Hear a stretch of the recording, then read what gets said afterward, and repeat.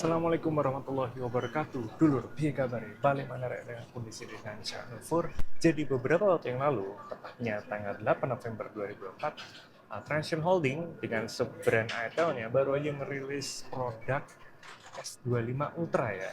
S25 Ultra. Bukan Samsung, tapi S25 Ultra.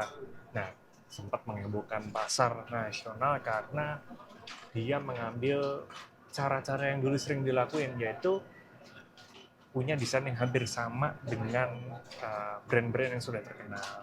Tapi banyak orang juga ngiranya ya ini dari brandnya si S itu, brandnya Samsung ya. Kita lihat nih beberapa respon teman-temanku soal pertama kali first impression megang HP ini. Samsul. Samsung Abur. Samsul. Hah, mosok? Huawei apa Samsung? Oh, Itel. Oh, Itel. Itel ya, Cak ya? Itel itu secara build quality dia niru Samsung ya. Cuman kalau kita lihat dari segi tipisnya ini, pinggir-pinggirnya ini kelihatan kalau harga nggak bisa bohong. Jadi itu emang pinggir-pinggirnya? kurang oke. Perasaan semut-semut. Kalau dipegang kurang oke. Nggak kerasa kayak HP premium. Modelnya cakep, tapi kayak build quality-nya itu kurang enak dipegang. Kenapa nggak enak dipegang? Kan dia tipis tuh. Iya, kayak apa ya? Ringkih mungkin ya. Terlalu Kayaknya ringkih, kayak kopong gitu loh ya. kayak apa ya? kopong. Padahal HP tipis tuh banyak orang nyari kan. Iya, tapi orang nyari. kayak ringkih. Pikirannya apa, Pak? Samsung lah Samsung, kenapa Samsung? kameranya awalnya. Kira-kira berapa harganya? Kira-kira Itel 3. Kayak S23 Ultra atau S24 Ultra. Kan kayak gini kan bentuknya. Mirip banget ya? Memiripkan. Mirip kan? Dari kalau jauh kelihatan. Tapi kalau dari dekat gini terlihat murah. Iya. Karena lihat ini kameranya kayak sangat menonjol gini. Kelihatan murahnya. Tapi ini kayak premium aja bentukannya. Awam sih baru tahu lihat kayak gini. Kalau dipegang rasanya kayak apa? Karena dia mirip Samsung. Mungkin harganya kisaran 1 sampai 2. Itel kan mainnya di apa? Nek bawah mid range. Enggak, bawah mid range apa? Low range. Entry level. Nah, dia kan main di entry level. Itu kan keren tuh, kayak apa ini? Kalau secara model ya bagus, Bagus. tapi secara build quality-nya kayaknya ringkih sih. Takutnya apa itu? kayak misalnya ditaruh gampang apa? Beset-beset atau retak. Juga dari bahannya ini, HP saya kan juga Samsung nih. Awalnya kalau dari jauh ini kelihatan. Nggak kelihatan. Kalau dari jauh ya. Tapi kalau dari dekat baru kelihatan. Nggak kelihatan kalau nggak premium. Yoi. Oh iya. Tapi secara Licin loh kan. secara orang lihat dari jauh tuh bisa Dari jauh nggak kelihatan, ya. kelihatan guys. Nggak kelihatan. Nah, tapi pas sudah pegang ini kerasa HP murah ini. Rasa murah ya. Padahal HP-nya tipis loh ini. Iya, makanya. Kok bisa ya? Itu juga jadi pertanyaan sih. Dalamnya kayak gimana? Mungkin ya speknya nggak tahu juga ya. Mungkin 2 jutaan dari segi desain. Kayak imitasi banget jatuhnya. Itu sih mah. Imitasi banget makanya jadi kayak murah gitu. Jadi sekitar 2 sampai 3 juta kalau fiturnya banyak ya 2-3 juta lah. Nah gitu kan, kebanyakan orang yang ngiranya HP itu HP mahal gitu. HP mahal karena secara looks dari jauh rasanya kayak apa itu. Tapi begitu dilihat dari dekat, ya ternyata biasa aja ketika dipegang. Itu bagi mereka, bagi teman-teman. Dan mungkin bagi kalian ketika megang itu juga akan ada rasa yang sama. Tapi kita nggak akan bahas soal HP itu. Nanti kita akan pisah segmen tersendiri tentang review Itel S25 Ultra. Kali ini kita mau bahas induk perusahaannya, yaitu Transsion Holding. Jadi Transsion itu merupakan holding dari perusahaan teknologi ya. Itu ada Infinix, ada Tecno, dan juga ada Itel. Itu asalnya dari Cina guys. Dan rupanya dia merupakan holding yang sudah lama sebenarnya dari tahun 2006. Tapi kita baru dengar nih beberapa tahun ke belakang. Dan rupanya dia itu di Asia Tenggara juga punya nama ya, bahkan menduduki pasar ranking keempat dalam segi penjualan. Sebelumnya juga di Afrika mereka merajalela, utamanya adalah Tecno. Nah, di Asia Tenggara sendiri dia udah terjual sebanyak 4 juta guys, 4 juta unit dan mendapatkan market share 16%, sebanyak 16% guys, market share di Asia Tenggara. Dan sama halnya dengan di Indonesia, Transsion Holding terus menunjukkan tren positif. Sekarang di kuartal 3, ongoing kuartal 4, udah naik menjadi ranking 3 guys. Ranking 3 di Indonesia. Peringkat pertama masih Oppo dan peringkat kedua Xiaomi. Keren kan? Samsung aja digeser guys. Ini adalah data dari Canalys. Data dari Canalys. Jadi nggak asal ngomong ya gue guys. Barang yang tadi dikomentari temanku dan sekarang lagi gue pegang, nih, yang mirip-mirip Samsung S25 Ultra ya. Ini bahkan penjualannya kemarin di event 11.11 begitu rilis ya, itu mendapatkan respon yang cukup positif di masyarakat. Kemarin di Lazada top 4 ya, top 4 dalam segi GMV ya. Kategori mobile and tablet official. Begitupun di Shopee dan TikTok Shop, Tokopedia bahkan jadi nomor 1 guys.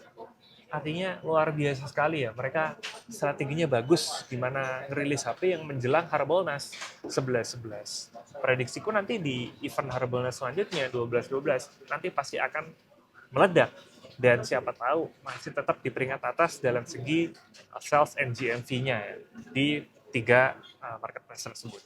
Dari data tersebut, aku sih yakin kalau si Transsion Holding ini akan menyamai levelnya Xiaomi dan Oppo. Bayangin sekarang aja udah peringkat 3. Dalam beberapa tahun ke depan pasti akan nomor 1. Itu dengan 2 brand tersebut. Nah, kalau dengan iPhone dan Samsung gimana? Kayaknya agak sulit sih kalau menyaingi mereka karena secara kasta, secara tier, mereka udah di atas banget. Dan positioningnya berbeda. Orang banyak mengira Samsung dan iPhone itu kelasnya memang middle up. Tapi kalau BBK, Transsion Holding, dan juga Xiaomi, itu brand image yang terbentuk di masyarakat adalah middle down ya, middle down. Jadi menengah ke bawah.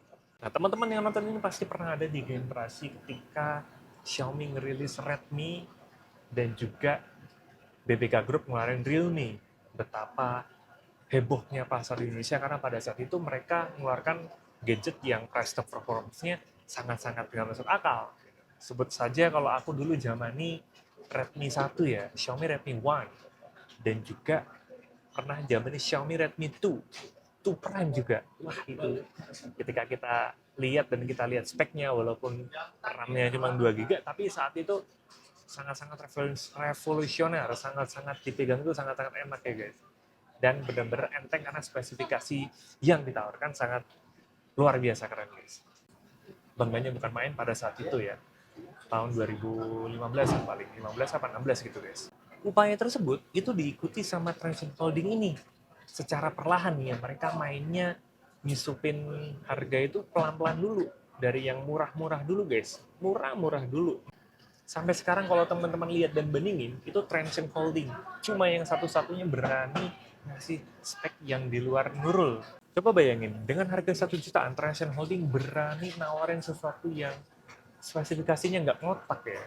Bayangin, beberapa waktu yang lalu, kalau misalkan kita perhatiin, HP-HP 1 jutaan itu cuma dibekali sama layar TFT, terus RAM-nya 32 ya, internalnya, desainnya juga kurang berkelas, kameranya biasa aja, fast charging-nya cuma 10 watt, nggak ada NFC-nya ya kan, terus lubang casannya juga masih Type B ya, belum Type C. Nah, sekarang dan beberapa tahun semenjak kemunculan Transsion Holding, ini mereka berani gila-gilaan membuat standarisasi baru HP murah gitu loh. Jadi dia ngapusin stigma di masyarakat bahwa HP murah tuh ya begitu-begitu aja gitu. Jadi dia berani ngasih fitur yang ada di mid-range, bahkan yang ada di flagship ya, buat turun ke entry level, sehingga semua orang bisa ngerasain itu. Gila, ini bener-bener negara api menyerang guys. Si Transsion Holding ini bener-bener menyerang pasar entry level.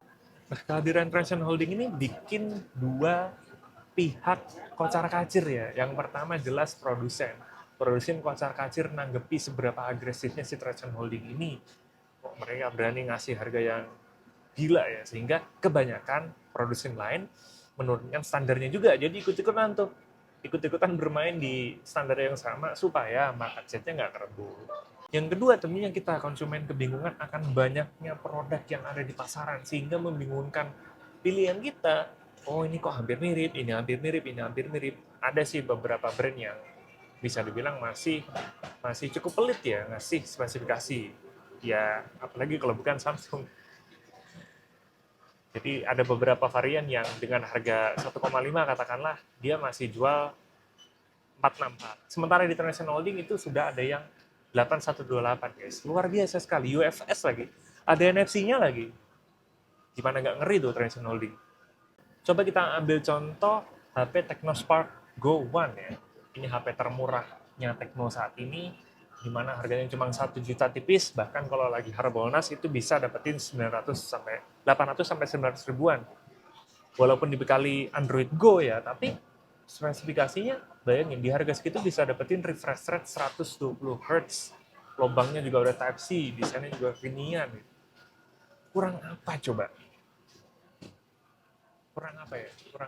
Luar biasa ini.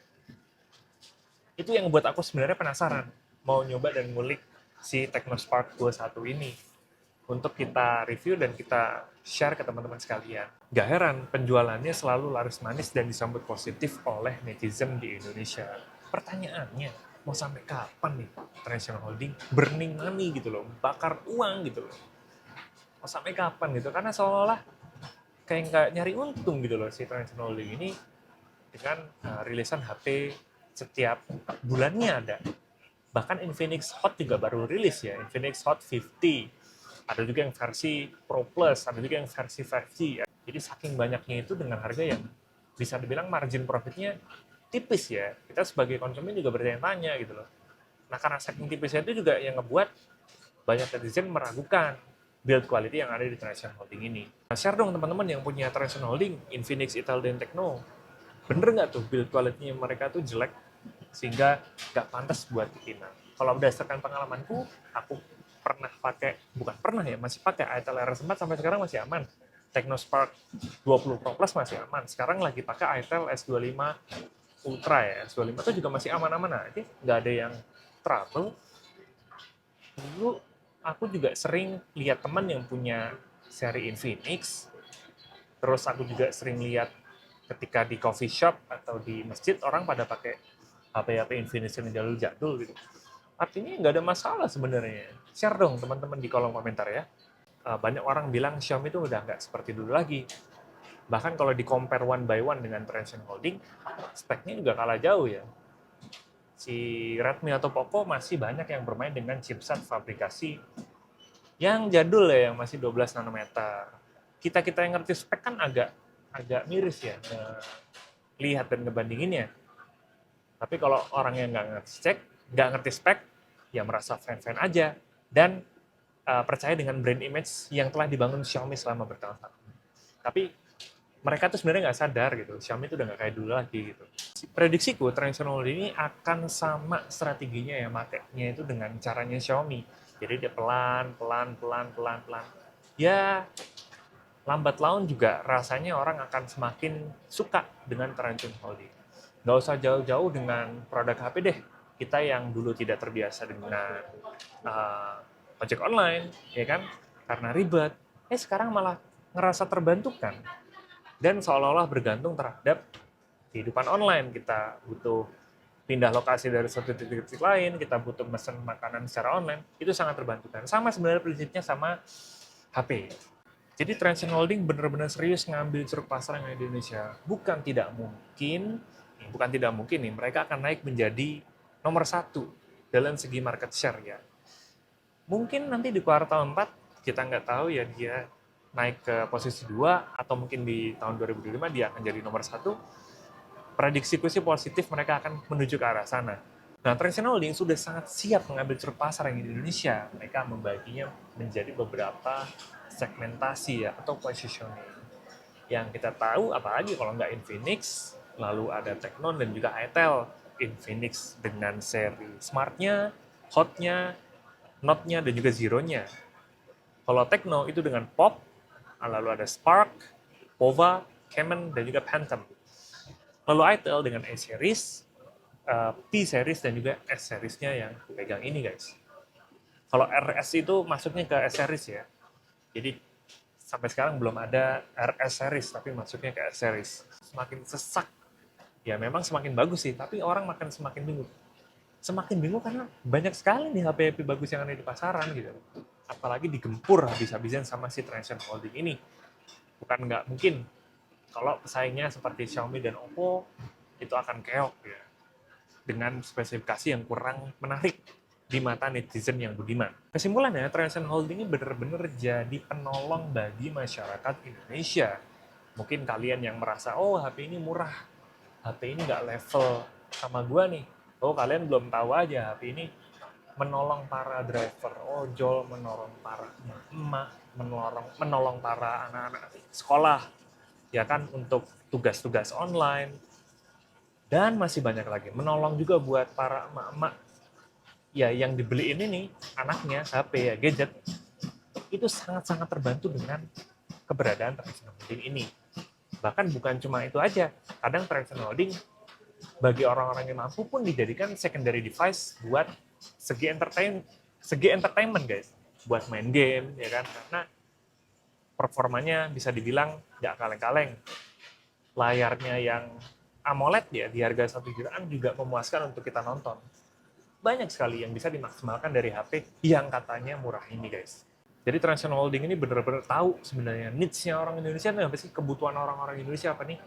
Jadi sadar nggak sadar Transsion Holding ini telah membantu para masyarakat yang ada di Indonesia guys. Nah, share pendapat kalian dong guys, gimana pandangan kalian tentang Transsion Holding ini ke depannya? Apakah dia akan mati dan kalah atau terus fight ya demi merebut pasar yang ada di Indonesia guys. Ya segitu aja untuk video kali ini. Sekarang lagi puas-puasin pakai Itel S25 Ultra. Sejauh ini kesannya sangat positif, bahkan aku mikir apa aku harus downgrade ya dari Samsung A55 ke Itel S25 ini. Itu ya guys, terima kasih. Wassalamualaikum warahmatullahi wabarakatuh. Desainnya bagus, tapi dipegang ya kayak ringkih gitu. Berarti penampilan tuh menipu ya? Betul. Siap, Cak. Sun, Cak. Sami-sami, Cak. Tapi kalau dari layar, dari belakang, bagus. Dibilang murah enggak, dibilang mahal ya enggak juga. Nah, keren ya? Keren. Menarik, menarik. Menarik ya? Itel. Kebuka awal-awal.